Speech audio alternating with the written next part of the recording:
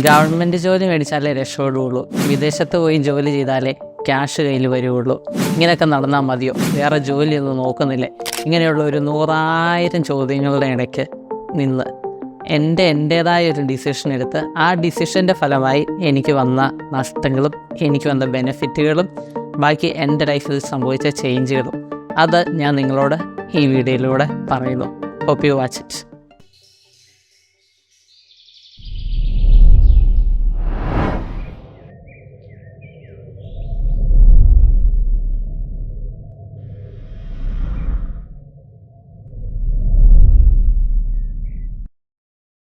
എൻ്റെ പേര് അലൻ ജോഷി. ഇടുക്കി ജില്ലയിൽ പണിക്കൻകുടി എന്ന സ്ഥലത്താണ് എൻ്റെ വീട്.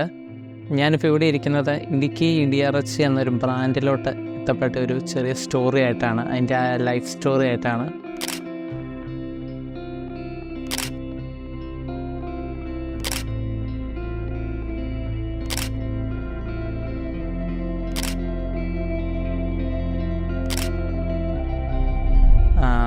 ഞാൻ 2016 എൻജിനീയറിംഗ് പാസ്സായ ഒരാളാണ്. 2016 പാസ്സായതിനു ശേഷം നാട്ടിൽ ഒത്തിരി ജോലികൾ അന്വേഷിച്ച് നടന്നു.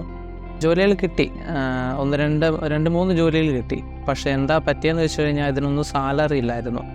എല്ലാം 5,000, 6,000, 3,000 അങ്ങനെയൊക്കെയായിരുന്നു സാലറി വന്നിരുന്നത്. അപ്പോൾ ആ ഒരു സാലറി വെച്ച് എറണാകുളം പോലൊരു ടൗണിൽ ജീവിക്കുക എന്നുള്ളത് വളരെ ബുദ്ധിമുട്ടായിരുന്നു. അപ്പം ഞാൻ പതുക്കെ പിന്നീട് ഒരു സാമ്പത്തികമായിട്ട് എന്തെങ്കിലും ഒരു പ്രോഗ്രസ് വേണമല്ലോ എന്നോർത്ത് ഞാൻ പുറത്തോട്ട് ട്രൈ ചെയ്തു. പക്ഷേ സ്വന്തമായിട്ടൊരു ബിസിനസ് സ്റ്റാർട്ട് ചെയ്യണം എന്നുള്ളൊരാഗ്രഹം എൻജിനീയറിംഗ് പഠിക്കുമ്പോഴേ എനിക്കുണ്ടായിരുന്നു. പക്ഷേ അതിനുള്ളൊരു എമൗണ്ട് എൻ്റെ കയ്യിലില്ലായിരുന്നു. അപ്പം ഞാൻ മെയിനായിട്ട് ജോലി എന്നുള്ളത് ശ്രമിച്ചത് തന്നെ ആ ഒരു എമൗണ്ട് കണ്ടെത്താൻ വേണ്ടിയായിരുന്നു. അപ്പോൾ അങ്ങനെ വേറൊരു ശ്രമത്തിൻ്റെ ഭാഗമായിട്ട് എനിക്ക് ദുബായിൽ ഒരു ജോലി ലഭിച്ചു. അങ്ങനെ ഭയങ്കര വലിയ സാലറി ഉള്ള ജോലിയൊന്നും അല്ലായിരുന്നു, പക്ഷേ എന്നാലും കുഴപ്പമില്ല. ഞാൻ എൻ്റെ ആവശ്യത്തിനൊരു ബിസിനസ് സ്റ്റാർട്ട് ചെയ്യാനായിട്ടുള്ളൊരു സാലറി ഞാൻ ഉദ്ദേശിച്ച പോലെ ഉണ്ടായിരുന്നു. അങ്ങനെ ഞാൻ ദുബായിൽ 2017, 2018, 2019 3 വർഷം അവിടെ ജോലി ചെയ്തു. അപ്പോൾ 3 വർഷം ജോലി ചെയ്ത് ഒത്തിരി പേര് പറഞ്ഞു വിസ ക്യാൻസൽ ചെയ്യല്, ഇവിടെ തന്നെ റിന്യൂ ചെയ്ത് നിൽക്കുക, കാരണം നല്ല ഓപ്പർച്യൂണിറ്റികളാണ് ഫ്രണ്ടിലോട്ട് കിടക്കുന്നത്. അങ്ങനെയൊക്കെ ഒത്തിരി പേര് പറഞ്ഞു. പക്ഷേ നമ്മുടെ മനസ്സിലൊരാഗ്രഹം ഉണ്ടായിരുന്നല്ലോ. അപ്പോൾ ആ വിസ ക്യാൻസൽ ചെയ്തു. 2019 നവംബറിൽ ഞാൻ നാട്ടിൽ വന്നു. 2019 തന്നെയാണ് വന്നത്. അപ്പോൾ വന്നിട്ട് ഞാൻ ആദ്യം മനസ്സിലോർത്തിരുന്നത് ഫുഡ് ഐറ്റംസ്, ചിപ്സ് അങ്ങനെയുള്ള ഐറ്റംസിൻ്റെ ബിസിനസ് ചെയ്യാമെന്നുള്ളൊരു പ്ലാനിങ്ങിലായിരുന്നു വന്നത്. നാട്ടിൽ വന്നു. ആദ്യമേ ഞാൻ പേപ്പർ വർക്കുകൾ ഇൻഡസ്ട്രിയൽ ഡിപ്പാർട്ട്മെൻറ്റിനെ പോയി അവിടെ മീറ്റ് ചെയ്തു. പഞ്ചായത്തിൽ പോയി ലൈസൻസുകളും ബാക്കി കാര്യങ്ങളെല്ലാം ശരിയാക്കി എല്ലാം ഓക്കെ ആയി കഴിഞ്ഞപ്പോഴത്തേക്കും കൊറോണ സ്റ്റാർട്ട് ചെയ്ത് കഴിഞ്ഞപ്പോഴത്തേക്കും സ്വാഭാവികം കടകളെല്ലാം അടച്ചു. നമ്മുടെ മാർക്കറ്റ് ഫുൾ അടഞ്ഞു പോയി. പ്രത്യേകിച്ച് ഒന്നും ചെയ്യാനില്ല, പ്ലാനിങ്ങളെല്ലാം തെറ്റി. വീട്ടിൽ വെറുതെ ഇരിപ്പ്. അങ്ങനെ 1, 2, 3 മാസം വെറുതെ ഇരുന്ന് കഴിഞ്ഞപ്പോൾ ഒരു കാര്യം നടക്കുന്നില്ല. അപ്പം ഞാൻ വിചാരിച്ചു എന്നൊരു കാര്യം ചെയ്യാം, കൃഷിയിലോട്ട് ഇറങ്ങിയേക്കാം, പറമ്പ് ഫുള്ള് ഏലം വെച്ചേക്കാമെന്ന് വിചാരിച്ചു. അങ്ങനെ ഞാൻ എൻ്റെ കയ്യിൽ നിന്ന് കുറേ പൈസ എടുത്ത് ഞാൻ പറമ്പ് ഫുള്ള് ഏലമൊക്കെ വെച്ചു. അത്യാവശ്യം കൃഷി ഓക്കെ ആയി. നമുക്ക് ഫ്രീ ടൈം ഇല്ല, പറമ്പിൽ പണിയുണ്ട്. പക്ഷേ നമ്മൾ ആ പണിക്ക് വേണ്ടി അല്ലല്ലോ വന്നത്, നമുക്ക് ബിസിനസ് സ്റ്റാർട്ട് ചെയ്യണമല്ലോ. അപ്പോൾ പിന്നെയും ആലോചിച്ചിരുന്ന് കഴിഞ്ഞപ്പോഴത്തേക്കും ഇപ്പം ഈ സമയത്ത് സ്കോപ്പ് ഉള്ളത് മാസ്ക് ബിസിനസ്സിനാണെന്ന് എനിക്ക് മനസ്സിലായി. എന്നാൽ പിന്നെ ആയിക്കോട്ടെ, മാസ്ക് സ്റ്റാർട്ട് ചെയ്തേക്കാമെന്ന് ഓർത്തുകൊണ്ട് ഞാൻ എന്താ ചെയ്തതെന്ന് വെച്ച് കഴിഞ്ഞാൽ എനിക്ക് പരിചയമുള്ള കുറേ തുണിക്കടക്കാരുടെ കയ്യിൽ നിന്ന് ഞാൻ തുണി മേടിച്ചു. എന്നിട്ട് ഈ ഏരിയയിലുള്ള ഒരു 5 ചേച്ചിമാരെ പോയി കണ്ടു. അവർക്ക് സ്വന്തമായിട്ട് തയ്യൽ മെഷീനും ഉണ്ടായിരുന്നു. ഞാൻ അവരോട് പറഞ്ഞു, ഞാൻ നിങ്ങൾക്ക് തുണി വെട്ടി പീസാക്കി തരാം, നിങ്ങൾ എനിക്കത് ഒരു മാസ്കായിട്ട് സ്റ്റിച്ച് ചെയ്തതാ, നിങ്ങൾക്കൊരു മാസ്കിന് ഇത്ര രൂപ വെച്ച് തരാമെന്നും പറഞ്ഞിട്ട് അവർ ഓക്കെ പറഞ്ഞു. അങ്ങനെ ഞാൻ ഹാപ്പിയായി. ഞാൻ അവർക്ക് ഡ്രസ്സ് മേടിച്ചു കൊടുത്തു, ഡ്രസ്സല്ല ക്ലോത്ത് മേടിച്ചു കൊടുത്തു, കട്ട് ചെയ്ത് കൊടുത്തു. അപ്പോൾ അവരെനിക്ക് മാസ്ക് തയ്ച്ചു തന്നു. ഞാൻ പതുക്കെ മാർക്കറ്റിലോട്ട് ഇറങ്ങി. പക്ഷേ ഞാൻ മാർക്കറ്റിലോട്ട് ഇറങ്ങിയ സമയം 8 രൂപയുടെ ഒരു മാസ്ക് ഉണ്ടായിരുന്നു. ആ മാസ്ക് വന്നത് ഒരുമിച്ചായിരുന്നു. കാരണം എൻ്റെ മാസ്കിന് എങ്ങനെയൊക്കെ നോക്കിക്കഴിഞ്ഞാലും 15 രൂപയാകുമായിരുന്നു. അത് രസം എന്താണെന്ന് വെച്ച് കഴിഞ്ഞാൽ എൻ്റെ ഈ മാസ്ക് ഒരു മാസം മുമ്പ് 25 രൂപയ്ക്ക് ആളുകൾ വിറ്റുകൊണ്ടിരുന്നത്. അതിൽ നിന്നും കുറഞ്ഞൊരു റേറ്റ് 15 രൂപയ്ക്ക് നല്ല മൂവ് ആകുമായിരിക്കും എന്നോർത്തുകൊണ്ട് ഞാൻ ഒത്തിരി ഡിസ്കൗണ്ട് 15 രൂപയ്ക്ക് കൊടുക്കാനായിട്ട് ഞാൻ ഇറങ്ങി കഴിഞ്ഞപ്പോഴത്തേക്കും അതിലും കുറഞ്ഞ ബനിയാൻ മോഡൽ മാസ്ക് 8 രൂപയ്ക്ക് മാർക്കറ്റിലിറങ്ങി. അങ്ങനെ ആ ബിസിനസ് പാളീസായി. എനിക്ക് കുറച്ച് നഷ്ടം വന്നു. അങ്ങനെ അതങ്ങനെ ഡ്രോപ്പായി. അങ്ങനെ ഇരിക്കുന്ന സമയത്താണ് ഞങ്ങളുടെ ഇവിടെ അടുത്ത് മുനിയറ എന്ന് പറഞ്ഞൊരു ടൗണിൽ ഞാനൊരു കടയിൽ കേക്ക് ബ്ലാക്ക് ഫോറസ്റ്റ് ഉണ്ടോ എന്ന് ചോദിച്ചിരുന്നു. അപ്പോൾ ആ വൈറ്റ് ഫോറസ്റ്റ് ആയിരുന്നു. അപ്പം അങ്ങനെ ചെന്നപ്പോൾ അവർ പറഞ്ഞു, ഈ വൈറ്റ് ഫോറസ്റ്റോ അതൊന്നും ഇവിടെ കിട്ടത്തില്ല, അതൊക്കെ അടിമാലിയിലോ നെടുങ്കണ്ടത്തോ പോയാലേ കിട്ടുള്ളൂ എന്ന് പറഞ്ഞു. അപ്പം ഞാൻ നോക്കി കഴിഞ്ഞപ്പോഴത്തേക്ക് അതെന്താ അടിമാലിലും നെടുങ്കണ്ടത്തും പോണേ, നമുക്കിവിടെ എന്തുകൊണ്ട് കിട്ടിക്കൂടാന്ന് ഞാൻ ചിന്തിച്ചു. അപ്പം ഞാൻ ഉടനെ തന്നെ അനീത്തി അലീനെ ഞാൻ ഫോൺ ചെയ്തു. അവളോട് പറഞ്ഞു, അവൾ എറണാകുളത്ത് ജോബായിരുന്നു, ഇങ്ങനെ ഒരു ഐഡിയ പറഞ്ഞു. അപ്പോൾ പുള്ളിക്കാരിക്ക് ഭയങ്കര താല്പര്യമായി. എന്നാൽ പിന്നെ സ്റ്റാർട്ട് ചെയ്തേക്കാമെന്ന് പറഞ്ഞു. അവൾ എറണാകുളത്ത് ഒരു കോഴ്സ് ചെയ്തു, കേക്കിൻ്റെ ജോലി നിർത്തി. അങ്ങനെ ഞങ്ങൾ രണ്ടുപേരും ഒരുമിച്ച് കേക്കിൻ്റെ business black forest, white forest, vanilla അങ്ങനെ ബർത്ത്ഡേ കേക്കുകൾ വെച്ച് സ്റ്റാർട്ട് ചെയ്തു. അത് ഒരു പരിധിവരെ നല്ലൊരു വിജയമായിരുന്നു. കാരണം എന്താണെന്ന് വെച്ച് കഴിഞ്ഞാൽ നമ്മുടെ ഏരിയയിൽ ഇല്ലാത്തൊരു പ്രൊഡക്റ്റ് എന്താ പറയുക, ആളുകളൊക്കെ സ്വീകരിച്ചു, സ്വീകാരമൊന്നും കിട്ടി. അങ്ങനെ അത് നല്ല രീതിയിൽ പോവുകയാണ്. പക്ഷേ അതും ഒരു 5 കിലോമീറ്റർ ചുറ്റളവിലേ നമ്മൾ അറിയപ്പെടുന്നുള്ളൂ. ബാക്കി നമുക്ക് അതിനപ്പുറത്തോട്ടൊരു മാർക്കറ്റ് എന്ന് പറഞ്ഞുള്ളൊരിതില്ല ബർത്ത്ഡേ കേക്കുകൾക്ക്. അപ്പോൾ അങ്ങനെ പോകുന്ന സമയത്ത് പക്ഷെ നമുക്ക് മുമ്പോട്ട് എന്തെങ്കിലും വേണമല്ലോ. അപ്പോൾ ആ സമയത്താണ് ഞാൻ ഉണക്കറച്ചി ഇടിയിറച്ചി എന്ന് പറഞ്ഞൊരു ഐറ്റത്തിനെ പറ്റി ചിന്തിക്കുന്നത്. കാരണം എന്താണെന്ന് വെച്ച് കഴിഞ്ഞാൽ പണ്ട് വീട്ടിൽ വലിയച്ഛനൊക്കെ ഉണക്കറച്ചി ഇങ്ങനെ ചേരിൽ ഉണങ്ങിയിട്ട് കഴിക്കാൻ തരുമായിരുന്നു, നല്ല ടേസ്റ്റായിരുന്നു അതിന്. അപ്പോൾ ഇപ്പം ആ സാധനം അവൈലബിൾ അല്ല. അപ്പോൾ ഞാൻ നോക്കിക്കഴിഞ്ഞപ്പോൾ എന്തുകൊണ്ട് അത് മാർക്കറ്റിൽ ഇറക്കിക്കൂടാ, നമ്മുടെ കയ്യിലാണ് പേപ്പറുകളെല്ലാം ഉണ്ട്, എന്നാൽ പിന്നെ അതൊന്ന് ട്രൈ ചെയ്ത് നോക്കിയാലോ എന്നോർത്തു. അതിനെപ്പറ്റി ഡീറ്റെയിൽ ആയിട്ട് പഠിച്ചു. ഞാൻ പല പ്രാവശ്യം ഉണങ്ങി നോക്കി, ഒത്തിരി പ്രാവശ്യം കരിഞ്ഞു പോയി, ഒത്തിരി പ്രാവശ്യം ചീച്ചിൽ കയറിപ്പോയി. അങ്ങനെ പല രീതിയിൽ ട്രൈ ചെയ്ത് അവസാനം ഞാനത് ഉണങ്ങിയെടുത്തു ഡയറക്റ്റ് തീയിലിട്ട്. പക്ഷെ ഒരു മാർക്കറ്റ് ലെവലിൽ ഈ സാധനം കൊടുക്കണമെങ്കിൽ നമ്മൾ കുറച്ച് ബൾക്കായിട്ട് വേണം ഉണ്ടാക്കാനായിട്ട്. അപ്പം അതിനൊരു ഡ്രയർ ആവശ്യമാണ്. ഇപ്പം ഞാനെന്താ ചെയ്തതെന്ന് വെച്ചാൽ ഞാൻ ഡ്രയർ മേടിക്കുന്നതിനെ പറ്റി ആലോചിച്ചു. അതിൻ്റെ എമൗണ്ട് ചോദിച്ചപ്പോൾ ഞാൻ ഞെട്ടിപ്പോയി. 2 ലക്ഷം രൂപ, 2.5 ലക്ഷം രൂപ, അങ്ങനെ ഭയങ്കര വലിയ എമൗണ്ടുകളാണ് അവർ പറയുന്നത്. ഞാൻ നോക്കിക്കഴിഞ്ഞപ്പോഴത്തേക്കും അത്രയും പൈസ എൻ്റെ കയ്യിലില്ല എടുക്കാനായിട്ട്. അപ്പം ഞാൻ എന്താ ചെയ്തതെന്ന് വെച്ച് കഴിഞ്ഞാൽ ഞങ്ങളുടെ ഇവിടെ അടുത്ത് വെൽഡിംഗ് ഒക്കെ ചെയ്യുന്നൊരു ചേട്ടനോട് ആയിട്ട് ഡിസ്കസ് ചെയ്ത് ഒരു ഐഡിയ, ഒരു അടിയിൽ നിന്ന് തീ എത്തുമ്പോൾ ഡയറക്റ്റ് ചൂട് ഈ ഇറച്ചിയിലോട്ട് എത്തുന്ന രീതിയിൽ ഒരു സംഭവം. അടിയിൽ തീ കൊടുക്കുന്നു, മേളിലോട്ട് ചൂട് വരുന്നു, അതിൻ്റെ ഇതിൽ ഇത് ഉണങ്ങി വരുന്നു. അങ്ങനെ ഒരു ഐഡിയയിൽ ഒരു ചെറിയൊരു ഡ്രയർന്നൊന്നും പറയാൻ പറ്റില്ല, ഒരു വിറകടുപ്പ് എന്ന് വേണേൽ പറയാം, അങ്ങനെ ഒരു സംഭവം ഉണ്ടാക്കി. അത് കുഴപ്പമില്ലായിരുന്നു, അടിപൊളിയായിരുന്നു. അങ്ങനെ ഭയങ്കര ബൾക്കായിട്ടൊന്നും ഉണ്ടാക്കാൻ പറ്റില്ല, എന്നാലും നമുക്ക് അത്യാവശ്യം ക്വാണ്ടിറ്റി അതിലുണ്ടാക്കാമായിരുന്നു. പക്ഷെ ഭയങ്കര റിസ്ക് ആയിരുന്നു. കാരണം എന്താണെന്ന് വെച്ച് കഴിഞ്ഞാൽ അതൊരു ഓട്ടോമാറ്റിക് മെഷീൻ അല്ലായിരുന്നു, അത് മെഷീനേ അല്ല. നമ്മൾ വിറകിട്ട് കൊടുക്കുന്നു, അത് തീ എത്തുന്നു. തീ കെട്ടുപോയി കഴിഞ്ഞാൽ ചീച്ചിൽ കയറും, തീ കൂടിപ്പോയി കഴിഞ്ഞാൽ ഇത് കരിഞ്ഞു. അപ്പോൾ നമുക്ക് രാത്രിയെന്നോ പകലെന്നോ ഉറക്കമൊന്നും ഇല്ലാതെ മഴയാണേലും വെയിലാണേലും 2-3 മണിക്കൂർ ഇടവിട്ട് ചെന്ന് ഈ തീ കറക്റ്റാണോ, കത്തുന്നുണ്ടോ, അല്ലെ തീ കൂടുതലാണോ, അങ്ങനെ നോക്കി ഒരു 2-3 ദിവസം നമുക്ക് ഉറക്കമൊന്നുമില്ല. അതിപ്പോഴും അങ്ങനെയൊക്കെ തന്നെയാണ്, വലിയ വ്യത്യാസമില്ല. ആ ഒരു രീതിയിൽ നമ്മൾ ചെയ്ത് ഈ സാധനം പതുക്കെ മാർക്കറ്റിൽ ഇറക്കാൻ തുടങ്ങി. അപ്പോൾ അങ്ങനെ മാർക്കറ്റിൽ ഇറക്കിയ സമയത്ത് ആദ്യമൊന്നും വലിയ സ്വീകാര്യത ഇല്ലായിരുന്നു. കാരണം ഈ പ്രൊഡക്റ്റിന് അത്യാവശ്യം റേറ്റ് വരുന്നതാണ്. കാരണം നമുക്കൊരു 4 കിലോ അടുത്ത്, അല്ലെ 4 കിലോ ഉണങ്ങിയാലേ, പച്ചിറച്ചി ഉണങ്ങിയാലേ 1 കിലോ വരുള്ളൂ. അപ്പം തന്നെ ചിന്തിക്കാവുന്നേ ഉള്ളൂ. ഇതിന് അത്യാവശ്യം റേറ്റ് ഉണ്ട്, പക്ഷെ നല്ല ടേസ്റ്റാണ്, നല്ല ഡിമാൻഡും ഉണ്ടായിരുന്നു. അപ്പോൾ തുടങ്ങിയൊരു 2, 3, 4, 5 മാസമായിട്ടും ചെറിയ എൻക്വയറികളെ വരുന്നുള്ളൂ. ഞാൻ പിന്നെ അത് അഡ്വർടൈസ്മെൻറ്റും കൊടുത്തില്ലായിരുന്നു, അതും ഒരു കാര്യം കേട്ടോ. അപ്പോൾ ആ സമയത്ത് ഞാൻ ചിന്തിച്ചു, ഞാൻ തുടങ്ങി, പക്ഷേ ആളുകൾ സ്വീകരിക്കുന്നില്ല എന്ന് തോന്നുന്നു, കേക്ക് സ്വീകരിച്ച പോലെ എന്നൊരു ചിന്ത വന്നു. പക്ഷെ അങ്ങനെ ഇരിക്കാൻ പറ്റില്ലല്ലോ, ഇതിന് ഓർഡർ വന്നില്ല എന്ന് പറഞ്ഞുകൊണ്ട് നമ്മൾ അടുത്തൊരു ചിന്തിക്കണമല്ലോ. അപ്പം അങ്ങനെ ഞാൻ ചിന്തിച്ച് കഴിഞ്ഞപ്പോൾ ഞങ്ങളുടെ ഈ ഏരിയയിൽ ഒത്തിരി നോർത്ത് ഇന്ത്യൻസ് തോട്ടങ്ങളിൽ പണിയുന്നുണ്ട്. അതുപോലെ അൽഫാം എന്ന് പറഞ്ഞുള്ള ഐറ്റംസ് ഒന്നും നമ്മുടെ ഇവിടെ ഇല്ലായിരുന്നു. അപ്പോൾ എന്നാലൊരു ചെറിയ റെസ്റ്റോറൻറ്റ് പോലെ തുടങ്ങിയേക്കാം എന്നുള്ളൊരു കൺസെപ്റ്റിൽ ഞാൻ പാനിപ്പൂരി, വേൽപ്പൂരി, അൽഫാം അങ്ങനെ കുറച്ച് ഐറ്റംസുകളായിട്ടൊരു ചെറിയ തട്ടുകട പോലെ ഒരു സംഭവം ഞാൻ സ്റ്റാർട്ട് ചെയ്തു.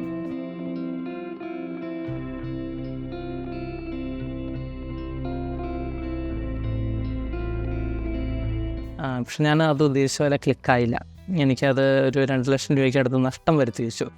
ഒരു 5-8 മാസം ഓടി. കാരണം എന്താണെന്ന് വെച്ചാൽ നമ്മുടെ ഉൾപ്രദേശം ആളുകൾക്ക് അധികം ഈ പ്രൊഡക്റ്റ് വിറ്റുപോകാൻ പാകത്തിലുള്ള, മേടിക്കാൻ പാകത്തിനുള്ള ആളുകൾ നമ്മുടെ നാട്ടിലില്ലായിരുന്നു, അതിനുള്ളൊരു മാർക്കറ്റ് ഇല്ലായിരുന്നു.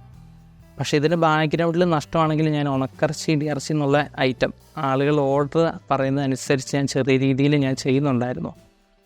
എന്നാൽ ഞാൻ ആ ബിസിനസ് വിട്ടിട്ടില്ലായിരുന്നു, അത് ഞാൻ അതിൽ തന്നെ മുറുകെ പിടിക്കുന്നുണ്ടായിരുന്നു. അങ്ങനെ കട നഷ്ടമായി, മാസ്ക് പൊട്ടിപ്പോയി, അങ്ങനെ പല ഐറ്റംസുകൾ ഇങ്ങനെ. പക്ഷേ കേക്ക് വലിയ കുഴപ്പമില്ലാതെ ഓടുന്നുണ്ടായിരുന്നു. അങ്ങനെ വന്ന് ഒരു സ്റ്റേജ് എത്തിക്കഴിഞ്ഞപ്പോഴത്തേക്കും പതുക്കെ ഉണക്കിറച്ചി മേടിച്ച ആളുകൾ തന്നെ പിന്നെയും മേടിക്കാൻ തുടങ്ങി. പിന്നീട് എനിക്ക് പുതിയ കോള് വരുന്ന സമയത്ത് ഞാൻ അവരോട് ചോദിക്കും, നിങ്ങൾക്ക് എങ്ങനെ എൻ്റെ നമ്പർ കിട്ടിയെന്ന് ചോദിച്ചപ്പോൾ അവർ പറഞ്ഞു, ഇന്നയാൾ നിങ്ങളുടെ കയ്യിൽ നിന്ന് മേടിച്ചിട്ടില്ലായിരുന്നോ, ആ ആൾ പറഞ്ഞതാണെന്ന് പറഞ്ഞു. അപ്പോൾ ഞാൻ അഡ്വർടൈസ്മെൻ്റ് ഒന്നും ചെയ്തില്ലായിരുന്നെങ്കിലും ബാക്ക്ഗ്രൗണ്ടിൽ ഇതിനൊരു മൗത്ത് പബ്ലിസിറ്റി എനിക്ക് കിട്ടുന്നുണ്ടായിരുന്നു. അപ്പോൾ കുറേയൊക്കെ കഴിഞ്ഞപ്പോഴത്തേക്കും ഇങ്ങനെ ഒത്തിരി സ്ഥലത്തുനിന്ന് കോളുകൾ ഇങ്ങനെ വരാൻ തുടങ്ങി. അതെല്ലാം മൗത്ത് പബ്ലിസിറ്റി വഴി ഇങ്ങനെ പോയി വന്നതായിരുന്നു. ഈ മൗത്ത് പബ്ലിസിറ്റി ഇങ്ങനെ പോകുന്ന സമയത്ത് ഇടിയിറച്ചിയുണ്ട്, ഉണക്കിറച്ചിയുണ്ട്. അപ്പം ഞാൻ നോക്കിക്കഴിഞ്ഞപ്പോഴത്തേക്കും ചുമ്മാ ഇടിയിറച്ചി ഉണക്കിറച്ചി എന്ന് പറഞ്ഞിട്ട് കാര്യമില്ലല്ലോ, ഇതാരെങ്കിലും ഒന്ന് ഒരു പർട്ടിക്കുലർ പേരിൽ അറിയണമല്ലോ. അപ്പം ഞാൻ ഈ കമ്പനി പേപ്പറുകളെല്ലാം എടുത്തത് ഡോളി ഫുഡ് കമ്പനി എന്നുള്ള പേരിലായിരുന്നു, അമ്മച്ചിയുടെ പേരിൽ. അപ്പം ഞാൻ നോക്കിക്കഴിഞ്ഞപ്പോഴത്തേക്ക് ആ ഒരു പേരിലുപരി ആളുകൾ ശ്രദ്ധിക്കുന്ന ഒരു പേര്. അപ്പം ഞാൻ നോക്കിക്കഴിഞ്ഞപ്പോഴത്തേക്കൊരു പ്രാസം ഒപ്പിച്ച് നോക്കി. അപ്പോൾ ഇടുക്കി ഇടിയിറച്ചി രണ്ടിലും ആ ഒരു ഫസ്റ്റ് ഇത് ഒരുമിച്ച് വരുന്നുണ്ട്. എന്നാൽ പിന്നെ ഇടുക്കി ഇടിയിറച്ചി എന്നുള്ള പേരിലങ്ങ് അറിയപ്പെട്ടോട്ടെ എന്നോർത്ത് ഞാൻ പിന്നെ അങ്ങനെ ആ ഒരു സ്റ്റിക്കറിൽ ആ ഒരു ലേബലിൽ ഞാനിത് വിടാൻ തുടങ്ങി. ആദ്യം ഉണക്കിറച്ചി ഇടിയിറച്ചി 2 പ്രോഡക്റ്റുകളാണ് ഉണ്ടായിരുന്നത്. അപ്പോൾ ഞാൻ നോക്കി കഴിഞ്ഞപ്പോഴത്തേക്ക് ആളുകൾ പറഞ്ഞു, ഞങ്ങൾക്കിത് ചതച്ച് പീസാക്കിയിട്ട് തരാമോ കുക്ക് ചെയ്യാൻ പാകത്തിനെന്ന് ചോദിച്ചു. അപ്പം ഞാൻ അവർക്ക് ഇപ്പം ഞാൻ ചെയ്യുന്ന പ്രോഡക്റ്റുകൾ മെയിനായിട്ട് ഉണക്കിറച്ചി ചതച്ചത്, ഇടിയിറച്ചി, ഈ 3 ഐറ്റംസുകളാണ് ഞാൻ കൊടുക്കുന്നത്. അപ്പോൾ ആളുകളുടെ റിക്വയർമെൻറ്റ് അനുസരിച്ച് നമ്മളിത് ആ രീതിയിൽ റെഡിയാക്കി കൊടുക്കും. ഇതേപോലെയൊക്കെ വേറൊരു ബിസിനസ് കൂടി ഞാൻ ചെയ്ത് ഫ്ലോപ്പായി പോയായിരുന്നു. ഈ ഷോപ്പ് ഷോപ്പ് തുടങ്ങുന്നതിന് മുമ്പ് ആ കൊറോണയുടെ സമയത്ത് നമ്മുടെ നാട്ടിലൊരു ഇല്ലാത്തൊരു ഐറ്റമായിരുന്നു ബ്രോസ്റ്റഡ്, പിസ്സ, കിഴി പൊറോട്ട, അങ്ങനെ ഐറ്റംസ്. അപ്പോൾ ലോക്ക്ഡൗൺ ആയിരിക്കുന്ന സമയം. അപ്പോൾ ഹോം ഡെലിവറി എന്ന് പറഞ്ഞ സിസ്റ്റം ഞാനിവിടെ ഇറക്കി. നമ്മുടെ ഒരു ഉൾപ്രദേശ മല ഏരിയ ആയതുകൊണ്ട് ഇവിടെ ഹോം ഡെലിവറി ഇല്ലായിരുന്നു. ഞാൻ പിസ്സ, ബ്രോസ്റ്റഡ് ഈ വക ഐറ്റംസുകൾ ഓർഡർ അനുസരിച്ച് ഉണ്ടാക്കിയിട്ട് ആളുകളിൽ എത്തിക്കുക എന്നുള്ള രീതിയിൽ അതും ഒരു സ്റ്റാഫിനെയൊക്കെ നിർത്തി ഇച്ചിരി വിപുലമായ രീതിയിൽ സ്റ്റാർട്ട് ചെയ്തു. പക്ഷേ അതും ഈ പറഞ്ഞ പോലെ തന്നെ മാസ്ക് പോലെ, ഇപ്പോൾ ഈ പറഞ്ഞ ഷോപ്പ് പോലെ അതും ഫ്ലോപ്പായിപ്പോയി. ഓക്കെ, ഇപ്പം 3 പ്രോഡക്റ്റുകളാണ് നമുക്കുള്ളത്. ഇടിയിറച്ചി, ഉണക്കിറച്ചി ചതച്ചത്, ഉണക്കിറച്ചി. ഇത് അത്യാവശ്യം റീച്ചായി, ഇപ്പം നല്ല രീതിയിൽ ഓർഡറുകൾ വരുന്നുണ്ട്, 3 സ്റ്റാഫുകളുണ്ട്. ഇതോടൊപ്പം തന്നെ ഞാൻ പുതിയതായിട്ട് തേന്, ഏലക്ക, ഗ്രാമ്പൂ ഈ വക ഐറ്റംസുകൾ ചെയ്യുന്നുണ്ട്. പക്ഷേ ഇത് ചെയ്യുന്നത് ഞാൻ ഇതിനൊന്നും അഡ്വർടൈസ്മെൻറ്റ് കൊടുത്തിട്ടില്ല. ഉണക്കിറച്ചി മേടിക്കുന്ന കസ്റ്റമേഴ്സിന് തന്നെ അവരോട് ഞാൻ പറയും ഇങ്ങനെയൊക്കെ ഐറ്റംസുകൾ ഉണ്ടെന്ന് പറയുമ്പോഴത്തേക്കും ഞങ്ങൾക്ക് വേണം. കാരണം നമ്മുടെ പറമ്പിൽ തന്നെ ഉണ്ടാകുന്ന കുരുമുളകൊക്കെ ആയിരിക്കും. അവരോട് പറയുമ്പോൾ അവർ പറയും ഞങ്ങൾക്ക് 1 കിലോ വേണം, അല്ലെങ്കിൽ ഏലക്കയാണെങ്കിൽ ഞങ്ങൾക്ക് 1 കിലോ വേണം, 1/2 കിലോ വേണം എന്ന് പറയുമ്പോൾ ഒപ്പം നമ്മളിപ്പോൾ ഈ ഐറ്റംസുകൾ സ്റ്റാർട്ട് ചെയ്തിട്ടുണ്ട്. അപ്പോൾ കുഴപ്പമില്ല, അത്യാവശ്യം നല്ല രീതിയിൽ ഓടുന്നു. നമ്മുടെ നാട്ടിൽ പണ്ട് തൊട്ടേ ഉള്ളൊരു കൺസെപ്റ്റാണ്, ഗവൺമെൻറ് ജോലി മേടിച്ചാൽ അല്ലെങ്കിൽ വിദേശത്ത് പോയി എന്തെങ്കിലും ജോലി ചെയ്താൽ രക്ഷപ്പെടുകയുള്ളൂ, നാട്ടിൽ നിൽക്കാൻ കൊള്ളത്തില്ല, നാട്ടിൽ നിന്ന് കഴിഞ്ഞാൽ അങ്ങനെ ഇങ്ങനെയൊക്കെയുള്ളൊരു സംസാരം. ഞാനങ്ങനെ ചെറുപ്പത്തിൽ എന്നെ പറഞ്ഞു പഠിപ്പിച്ചിരുന്നത് വലുതായി പഠിച്ച് ജോലി മേടിച്ച് അല്ലെങ്കിൽ വിദേശത്ത് പോയി ജോലി മേടിച്ച് രക്ഷപ്പെടാൻ നോക്കുക ചെയ്യുന്നു പറഞ്ഞുകൊണ്ട്. വിദേശത്ത് പോയി ജോലി മേടിച്ച് രക്ഷപ്പെടും ഇല്ലെന്നൊന്നും ഞാൻ പറയത്തൊന്നുമില്ല. പക്ഷേ അതിലേക്ക് അപ്പുറത്ത് നമുക്കുള്ളൊരു ഫ്രീഡം, എന്താ പറയുക, നമ്മൾ സെൽഫായിട്ട് അതിപ്പോൾ എങ്ങനെയാണ് പറയുന്നത് മനസ്സിലാക്കുന്നത്, മറ്റൊരാളെ ഡിപ്പെൻഡ് ചെയ്യാതെ സ്വന്തമായിട്ടൊരു ബിസിനസ് ചെയ്യുക, നമ്മൾ വഴി മറ്റുള്ളവർക്ക് ജോലി കൊടുക്കുക, അങ്ങനെ വഴി മറ്റുള്ള ഒരു കുടുംബമെങ്കിലും രക്ഷപ്പെടാൻ പറ്റിക്കഴിഞ്ഞാൽ അതൊരു വലിയ കാര്യമായിട്ട് കരുതുന്ന ഒരാളായിരിക്കില്ല. പക്ഷെ അത് നമ്മുടെ വരും തലമുറകളിലോട്ടല്ല, ഞങ്ങളായിപ്പോൾ ചെറുപ്പക്കാരിലോട്ടൊന്നും അവർ മാറ്റിവിടുന്ന രീതിയിലുള്ള സംസാരങ്ങളാണ് നാട്ടിൽ നടക്കാറുള്ളത്. ഇപ്പം ഞാൻ തന്നെയാണെങ്കിലും ബിസിനസ് ചെയ്തിട്ട് അല്ലെങ്കിൽ എൻ്റെ അനിയത്തി ബിസിനസ് സ്റ്റാർട്ട് ചെയ്തിട്ട് ആളുകൾ ചോദിക്കുന്നത് ജോലിക്കൊന്നും പോകണില്ലേ, അതിൻ്റെ ജോലിക്ക് പോകാത്ത ഇതിൻ്റെ അകത്തൊക്കെ നിന്നിട്ട് വലിയ കാര്യമുണ്ടോ, എന്താ പറയുക, ഞങ്ങളുടെ അനിയത്തിയുടെ എൻ്റെ ഏതാണ്ട് കേക്ക് ഉണക്കിറച്ചി മേടിച്ച പൈസ ഞങ്ങൾക്ക് തന്നിട്ട് ചോദിക്കുന്നത് അപ്പോൾ ഒന്നും ചെയ്യുന്നില്ല അല്ലേ, അങ്ങനെ ഒരു ചോദ്യമാണ് സാധാരണ കേൾക്കാറുള്ളത്. ഇപ്പോഴും കേൾക്കുന്നുണ്ട് ആ ചോദ്യം. അപ്പോൾ അവരുടെ കയ്യിലിരിക്കുന്ന ആ പൈസ ആ ഒരു ബിസിനസ്സിലൂടെ ഞങ്ങളുടെ പോക്കറ്റിലെത്തി, ഞങ്ങളുടെ കഷ്ടപ്പാടിൻ്റെ ഫലമായി ഒരു പ്രൊഡക്റ്റ് അവിടെ എത്തി എന്ന് അവരൊന്നും ചിന്തിക്കുന്നില്ല. ഞങ്ങൾ ജോലി ചെയ്യുന്നില്ലല്ലോ, ബിസിനസ് തന്നെ ചെയ്യുന്നത്, അതൊരു ഇതായിട്ട് കാണുന്നില്ല. സത്യം പറഞ്ഞാൽ അതൊക്കെ ഒരു എനർജി ആയിട്ട് ഞങ്ങൾ എടുക്കാറുണ്ട്. പക്ഷേ എല്ലാവർക്കും അത് പറ്റണമെന്നില്ല. കാരണം എന്താണെന്ന് പറഞ്ഞു കഴിഞ്ഞാൽ എൻ്റെ പല ഫ്രണ്ട്സും അവർക്ക് ബിസിനസ്സിലോട്ട് ഇറങ്ങിയിട്ട് മസാലകളും അങ്ങനെ പല ഐറ്റംസുകളായിട്ട് ഇറങ്ങിയിട്ട് വീട്ടുകാരുടെ ഫോഴ്സ് മൂലം അവരിപ്പോൾ 15,000-നും 20,000-നും പല സ്ഥലങ്ങളിൽ ജോലി ചെയ്യുക. അപ്പോൾ അവരിപ്പോഴും എന്നെ വിളിക്കാറുണ്ട്. അവരെന്നോട് പറയാറുണ്ട്, എന്തെങ്കിലും ഒരു ദിവസം തിരിച്ച് ഇതിൻ്റെ അകത്തോട്ട് ഇറങ്ങണം, വീട്ടുകാർ ഭയങ്കര ഫോഴ്സ് ആയതുകൊണ്ടാണ് മാറിയത്. ഭയങ്കര സങ്കടത്തിലാണ് അവർ പറയുന്നത്. അവരുടെ വിഷമം എനിക്ക് മനസ്സിലാവുന്നതേ ഉള്ളൂ. പക്ഷെ എനിക്ക് എൻ്റെ അനിയത്തിക്ക് വീട്ടിൽ നിന്ന് അമ്മച്ചി ഭയങ്കര സപ്പോർട്ടായിരുന്നു. ആ ഒരു സപ്പോർട്ട് കൊണ്ടാണ് ഇപ്പോൾ ഇവിടം വരെ എത്തിയത്. ഇവിടം വരെ എന്ന് പറഞ്ഞു കഴിഞ്ഞാൽ ഞാനങ്ങനെ ഭയങ്കര കഴിവുള്ളതോ കാലിബറുള്ള ഒരാളൊന്നും സാധാരണ ആൾ തന്നെയാണ്. ഇപ്പം ഇവിടം വരെ എത്തിയെന്ന് പറഞ്ഞു കഴിഞ്ഞാൽ നമുക്കിപ്പോൾ 2 പേർക്ക് തൊഴിൽ കൊടുക്കാൻ പറ്റിയില്ല, 3 പേർക്ക് തൊഴിൽ കൊടുക്കാൻ പറ്റി. പിന്നെ എന്താണ്, 100 കണക്കിന് കസ്റ്റമേഴ്സ് നമുക്കുണ്ട്. അപ്പോൾ പ്രത്യേകിച്ച് ഒരു കഴിവില്ലാതെ എനിക്ക് ഇത്ര എത്താമെങ്കിൽ എന്തോരം ആളുകൾ, കഴിവുള്ള ആളുകൾ ഈ പറയുന്ന പോലെ ജോലി മേടിക്കുക, വിദേശത്ത് പോകുന്നുള്ള ബ്രെയിൻ വാഷ് കൊണ്ട് നമ്മുടെ നാട്ടിൽ നഷ്ടപ്പെട്ടു പോകുന്നുണ്ടെന്ന് അറിയാം. കാരണം എന്താണെന്ന് വെച്ച് കഴിഞ്ഞാൽ ആ ഒരു സിസ്റ്റമൊക്കെ മാറ്റേണ്ട സമയം കഴിഞ്ഞു. നാട്ടിൽ രക്ഷപ്പെടണമെന്ന് വിചാരിച്ചു കഴിഞ്ഞാൽ എവിടെ നിന്ന് കഴിഞ്ഞാൽ നമുക്ക് രക്ഷപ്പെടാവുന്നതേ ഉള്ളൂ. അത് തിരിച്ചറിഞ്ഞുള്ള ആളുകളെപ്പോലും പിന്തിരിപ്പിക്കുന്ന ഒരു നയമാണ് നമ്മുടെ നാട്ടിൽ ഇപ്പം മൊത്തത്തിൽ നടക്കുന്നത്. കഷ്ടപ്പെടാൻ നല്ലൊരു മനസ്സുണ്ടെങ്കിൽ ഏത് ബിസിനസ്സിലും നമുക്ക് രക്ഷപ്പെടാൻ പറ്റും. എൻ്റെ എക്സ്പീരിയൻസിൽ നിന്നും എനിക്ക് മനസ്സിലായതാണ്. കഷ്ടപ്പെടാനായിട്ട് നല്ല മനസ്സെന്ന് ഞാൻ പറഞ്ഞത്. കാരണം നല്ല മനസ്സെന്ന് എടുത്തു പറയുന്നതിൻ്റെ റീസൺ എന്താണെന്ന് വെച്ച് കഴിഞ്ഞാൽ, ഈ പ്രൊഡക്റ്റ് നല്ല രീതിയിൽ നല്ല റിവ്യൂ നടത്തിക്കുന്നത്. പക്ഷേ അതിനിടയ്ക്ക് നെഗറ്റീവ് റിവ്യൂ അല്ല. ഇപ്പോൾ ഒരു പാക്കറ്റ് കൊണ്ടുപോയി, ആ പാക്കറ്റ് പൊട്ടിപ്പോയി, എൻ്റെ ആ പാക്കറ്റിന് എന്തെങ്കിലും മിസ്റ്റേക്ക് വന്നു കഴിഞ്ഞാൽ അത് നിങ്ങൾ സൂക്ഷിച്ചതിൻ്റെ കുഴപ്പമാണ്, നിങ്ങൾ സൂക്ഷിക്കാത്തതിൻ്റെയാണ്, നിങ്ങൾ നോക്കേണ്ടതായിരുന്നു എന്നും പറഞ്ഞിട്ട് നമുക്ക് വേണേൽ തള്ളിവിടാം. പക്ഷെ ഞാൻ അങ്ങനെ ആരുടെ അടുത്ത് അവരുടെ മിസ്റ്റേക്ക് ആണെങ്കിൽ പോലും അതെനിക്ക് നഷ്ടമാണെങ്കിൽ പോലും ഞാൻ പലപ്പോഴും ആ പ്രൊഡക്റ്റുകൾ റീപ്ലേസ് ചെയ്യാൻ ശ്രമിക്കാറുണ്ട്. ഒന്നെങ്കിൽ ഞാൻ റീഫണ്ട് ചെയ്യും, അല്ലെങ്കിൽ നിങ്ങൾ അടുത്ത ലീവിന് വിദേശത്തുള്ളവരാണെങ്കിൽ അടുത്ത ലീവിന് വാ, അന്നേരം ഞാൻ പുതിയ പ്രൊഡക്റ്റ് എന്താ ചെയ്യേണ്ടതെന്ന് ചോദിക്കും. അപ്പോൾ അവർ പറയും ഞാൻ അടുത്ത ലീവിന് 22 പറയും. അപ്പോൾ അതെനിക്ക് നഷ്ടമാണ്. പക്ഷെ എന്നാലും ഞാൻ ആരെയും ബുദ്ധിമുട്ടിക്കാതെ, കാരണം എല്ലാവരും പൈസയ്ക്ക് വാല്യൂ ഉണ്ട്, എൻ്റെ പൈസയ്ക്കും വാല്യൂ ഉണ്ട്, അവരുടെ പൈസയ്ക്കും വാല്യൂ ഉണ്ട്. അപ്പോൾ ആ ഒരു രീതിയിൽ പോകുന്നതുകൊണ്ട് ആ ഒരു കഷ്ടപ്പാടും ആ ഒരു നല്ല മനസ്സാൻ ആ ഒരു രീതിയിൽ പോകുന്നതുകൊണ്ട് നമുക്ക് എല്ലാ കസ്റ്റമേഴ്സിനെയും പിടിച്ചു നിർത്താൻ പറ്റുന്നുണ്ട്. ഈ പ്രൊഡക്റ്റ് തന്നെ ഞാൻ ഇപ്പോൾ എന്താ പറയുന്നത്, അതുപോലെ തന്നെ കുറച്ചുകൂടി നമ്മൾ വയസ്സായിട്ട് ഇച്ചിരി ഒരു ബുദ്ധിപരമായിട്ട് തിങ്ക് ചെയ്യണം ഇങ്ങനെയുള്ള പ്രൊഡക്റ്റുകൾ. കാരണം വളരെ റെയറായിട്ടുള്ള പ്രൊഡക്റ്റാണ്. ഞാനിത് ഏകദേശം എറണാകുളം, തിരുവനന്തപുരം ജില്ലകളിൽ ഒരു 10-30 സൂപ്പർ മാർക്കറ്റുകൾ വിൽക്കുന്നുണ്ടായിരുന്നു. അപ്പോൾ അത് ഞാനായിരുന്നു ഏകദേശമാണ് സൂപ്പർ മാർക്കറ്റുകൾ ആദ്യമായിട്ട് ഈ പ്രൊഡക്റ്റ് ഇൻട്രൊഡ്യൂസ് ചെയ്ത് കൊടുക്കുന്നത്. ആ കൊടുക്കുന്ന സമയത്ത് ഞാൻ ചിന്തിച്ചില്ല എന്തുകൊണ്ടാണ് ഇതിന് മുമ്പ് ഒരു പ്രൊഡക്റ്റ് ഷോപ്പുകളിൽ അങ്ങനെ പോകാത്തതെന്നുള്ളത്. ആ ഷോപ്പുകളിൽ നല്ല എനിക്ക് നഷ്ടമായിരുന്നു. ഞാൻ എല്ലാ ഷോപ്പുകളിലും എൻ്റെ പ്രൊഡക്റ്റ് ഉണ്ട് എന്ന് പറയുന്നതിലുപരി വീവ് പറയാൻ മാത്രമേ ഉണ്ടായിരുന്നുള്ളൂ. അതിലുപരിയായിട്ട് എനിക്കൊരു ലാഭം അങ്ങനെ ഇപ്പോൾ അത് വിൽക്കുന്നുമില്ല. കാരണം എന്താണെന്ന് പറഞ്ഞു കഴിഞ്ഞാൽ കടക്കാരുടെ മാർജിനും എല്ലാം കഴിഞ്ഞ് ഈ പ്രൊഡക്റ്റ് അങ്ങ് ചെല്ലുമ്പോഴത്തേക്കും നല്ല എമൗണ്ടായിരുന്നു വരുന്നത്.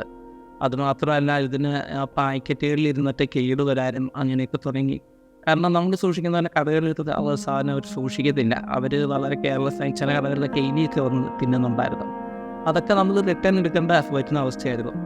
അപ്പോൾ അങ്ങനെയൊക്കെയുള്ള കാര്യങ്ങൾ കൊണ്ടായിരിക്കണം, ഇതിൻ്റെ വില കൊണ്ടൊക്കെ ആയിരിക്കണം ചിലപ്പോൾ ആളുകൾ ഇങ്ങനെയുള്ള സ്ഥാപനങ്ങളിലോട്ട് മുൻപേ വിൽക്കാതിരുന്നത്, അല്ലെങ്കിൽ അതിനെപ്പറ്റി ചിന്തിക്കാതിരുന്നതെന്നുള്ളത് ആ ഒരു എമൗണ്ട് നഷ്ടം വന്നു കഴിഞ്ഞപ്പോഴാണ് എനിക്ക് മനസ്സിലായത്. ഈ ടൈപ്പ് ബിസിനസ് ചെയ്യാൻ ആഗ്രഹിക്കുന്നവരും ആരെങ്കിലുമൊക്കെ ചെയ്യുന്നുണ്ടെങ്കിലും അവർ കുറച്ചുകൂടിയൊക്കെ പഠിച്ച് ഡീറ്റെയിൽ ആയിട്ട് ചെയ്യുകയാണെങ്കിൽ നമുക്ക് നല്ല രീതിയിൽ മുമ്പോട്ട് കൊണ്ടുപോകാൻ പറ്റും. ഇപ്പം ഞാൻ പല നഷ്ടങ്ങളൊക്കെ സഹിച്ച് പല എക്സ്പീരിയൻസിൽ നിന്നാണ് ഇപ്പോൾ ഈ സംഭവം റൺ ചെയ്ത് കൊണ്ടുപോകുന്നത്. അപ്പോൾ ഞാൻ പഠിച്ച കാര്യങ്ങൾ ഇപ്പം ഇതിലൂടെ ഇങ്ങനെ പറഞ്ഞു കഴിഞ്ഞാൽ ചിലപ്പോൾ എല്ലാവർക്കും മനസ്സിലാവണമെന്നില്ല. ചില കാര്യങ്ങൾ നമ്മളത് ടേസ്റ്റ് ചെയ്ത് കഴിഞ്ഞാലേ നമുക്ക് മനസ്സിലാവുകയുള്ളൂ. അപ്പോൾ ബിസിനസ് നല്ലൊരു ഓപ്പർച്യൂണിറ്റിയാണ്.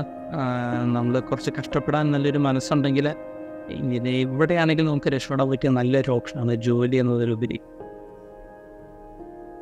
പിന്നെ നമ്മുടെ പ്രൊഡക്റ്റിൻ്റെ ഡീറ്റെയിൽസുകളൊരു ഇപ്പം ഈ ഇടുക്കി EDFC എന്നുള്ള ബ്രാൻഡിലോട്ട് എത്തിയൊരു ബേസിക് സ്റ്റോറിയാണ് ഞാൻ പറഞ്ഞത്. അപ്പോൾ ഈ പ്രൊഡക്റ്റിനെ പറ്റി കൂടുതൽ ഡീറ്റെയിലുകൾ അറിയണമെന്നുണ്ടെങ്കിൽ, അല്ലെങ്കിൽ പ്രൊഡക്റ്റ് ടേസ്റ്റ് ചെയ്ത് നോക്കണമെന്നോ, അല്ലെങ്കിൽ ഇതായിട്ട് തുടങ്ങണമെന്നോ അങ്ങനെ എന്തെങ്കിലും ആഗ്രഹമുള്ളവർക്കാണെങ്കിൽ അവർക്ക് വേണ്ടി എൻ്റെ കോൺടാക്ട് ഡീറ്റെയിൽസ്, പ്രൊഡക്റ്റിൻ്റെ ഡീറ്റെയിൽസ് അങ്ങനെയുള്ളതെല്ലാം ഡിസ്ക്രിപ്ഷനിൽ നമ്പറും എല്ലാം ആഡ് ചെയ്തിട്ടുണ്ട്. അപ്പോൾ താല്പര്യമുള്ളവർക്ക് തന്നെ എപ്പോൾ വേണേലും വിളിക്കാം. കാരണം എനിക്ക് അങ്ങനെ പ്രത്യേകിച്ച് ടൈമിംഗ് ഒന്നുമില്ല, ഇത്ര സമയത്തിനുള്ളിൽ വിളിക്കണം അങ്ങനെയൊന്നും ഇല്ല. അപ്പോൾ എപ്പോൾ വേണേലും വിളിക്കാം. ഇനി വിളിച്ചിട്ട് ഞാൻ എടുത്തില്ലെന്നുണ്ടെങ്കിൽ ഞാൻ അങ്ങോട്ട് തിരിച്ച് വിളിക്കും കുറച്ച് സമയത്തിനുള്ളിൽ. Thanks for watching this video. ഇനിയും ഇതേപോലെ നല്ല വീഡിയോസുകൾ കാണാൻ do subscribe and push the bell icon for the notification.